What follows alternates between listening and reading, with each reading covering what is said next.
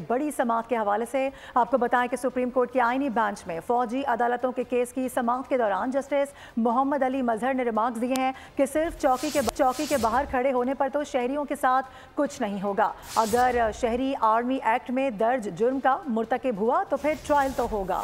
मौजूदा केस में मुत्तासिरा फरीक और अपील दायर करने वाला कौन है? कानूनी फोरम के होते हुए एग्जीक्यूटिव खुद कैसे जज बन सकता है, जबकि कानून में इंसदादे दहशतगर्दी अदालत ने पंजाब हुकूमत से फौजी अदालतों से सजा याफ्ता मुजरिमान से मुतालिक रिपोर्ट तलब करते हुए समाअत कल तक मुलतवी कर दी है। इस मुतालिक तफसीलात क्या है, जुल्करनैन इकबाल से जानते हैं। जी जुल्करनैन। देखिए, अदालत की आज की जो कार्रवाई इंदिया ये मिला है कि अदालत की कोशिश है कि कम अज़ कम रवा हफ्ते ही इस केस को मुकम्मल कर लिया जाए, इसकी समाअत कम अज़ कम मुकम्मल कर लिए जाए।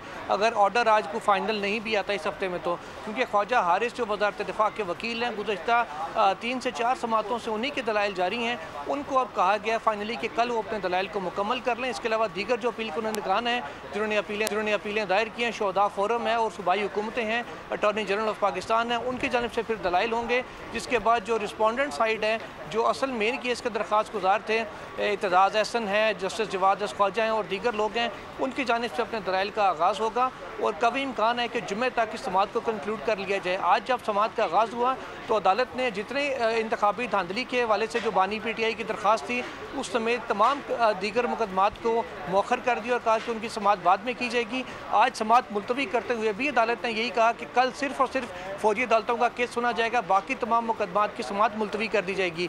आज ख्वाजा हारिस को काफ़ी सख्त सवालात का सामना करना पड़ा जस्टिस जमाल मंदोखेल और जस्टिस मसरत हिलाली की जानिब से।